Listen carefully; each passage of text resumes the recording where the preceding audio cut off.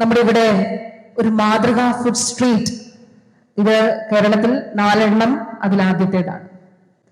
തിരുവനന്തപുരത്ത് ശംഖുമുഖത്ത്, കൊച്ചിയിൽ നമ്മുടെ ഇവിടെ, അതുപോലെ കോഴിക്കോട്, മലപ്പുറത്ത്, ഇത്രയും സ്ഥലങ്ങളിലാണ് ആദ്യഘട്ടത്തിൽ ഇത് നിർമ്മിക്കുന്നത്. എന്താണ് ഈ ഫുഡ് സ്ട്രീറ്റിന്റെ ലക്ഷ്യം?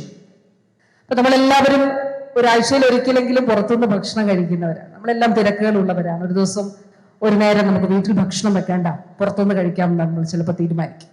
അല്ലെങ്കിൽ നമ്മുടെ ജീവിത സാഹചര്യം കൊണ്ട് ചിലപ്പോൾ നമ്മൾ ജോലി സംബന്ധമായി ഒറ്റയ്ക്കായിരിക്കും, കുക്ക് ചെയ്യാൻ പറ്റില്ല, പഠന സംബന്ധമായി വീട്ടിൽ നിന്ന് മാറിയായിരിക്കും. അങ്ങനെയാണെങ്കിലും പുറത്തുനിന്ന് ഭക്ഷണം കഴിക്കുന്നവരുടെ എണ്ണം കൂടി വരികയാണ്.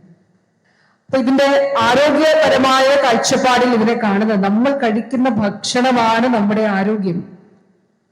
അപ്പൊ വൃത്തിയുള്ള ശുദ്ധമായ ഭക്ഷണം കഴിക്കണം. ഇന്നിപ്പോ ആദ്യത്തെ സ്റ്റോൾ അവിടെ ഓപ്പൺ ചെയ്തത്, തുറന്നത് മില്ലറ്റ്സ് ആണ്.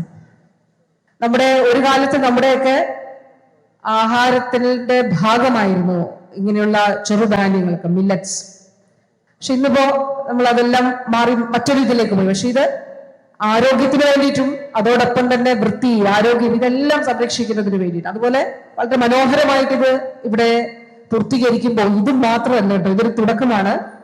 കിഫ്ബിയിലൂടെ ഈ ഒരു റോഡ് അത് മനോഹരമായി നവീകരിക്കുന്നതിന് വേണ്ടിയിട്ടുള്ള നടപടികൾ നടന്നു വരുന്നുണ്ട്. GCDയുടെ പ്രോജക്റ്റ് ഉണ്ട്. ബഹുമാനപ്പെട്ട MLA ശ്രീ TJ വിനോദ് അദ്ദേഹത്തിന്റെ ഫണ്ട് വെച്ചിട്ട് ഇവിടെ പാർക്ക് നവീകരിക്കുന്നുണ്ട്.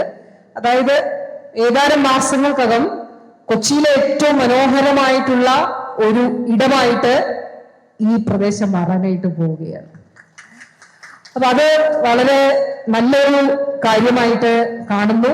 എല്ലാവർക്കും മാതൃകയാക്കാവുന്നതാണ്.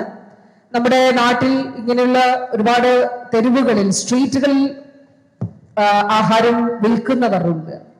ഇതൊരു മാതൃക കൂടിയാണ്. ഇങ്ങനെയാണ് നമ്മൾ വിൽക്കേണ്ടത്. ഇതിന്റെ മാലിന്യ സംസ്കരണം ഇങ്ങനെയായിരിക്കണം, ഇങ്ങനെയാണ് വൃത്തിയോടുകൂടി ഭക്ഷണം സൂക്ഷിക്കേണ്ടത് എന്നുള്ള ഒരു മാതൃക കൂടിയാണ് ഇതിന്റെ ഭാഗമായി നമ്മൾ വെക്കുന്നത്. വഴിയോര ഭക്ഷണശാലകളിൽ നിന്ന് മെച്ചപ്പെട്ട ഗുണനിലവാരമുള്ള ഭക്ഷണം ഉറപ്പുവരുത്തുന്നതിനും മലിനീകരണം തടയുന്നതിനുമൊക്കെ ഇത് സഹായകരമാകും.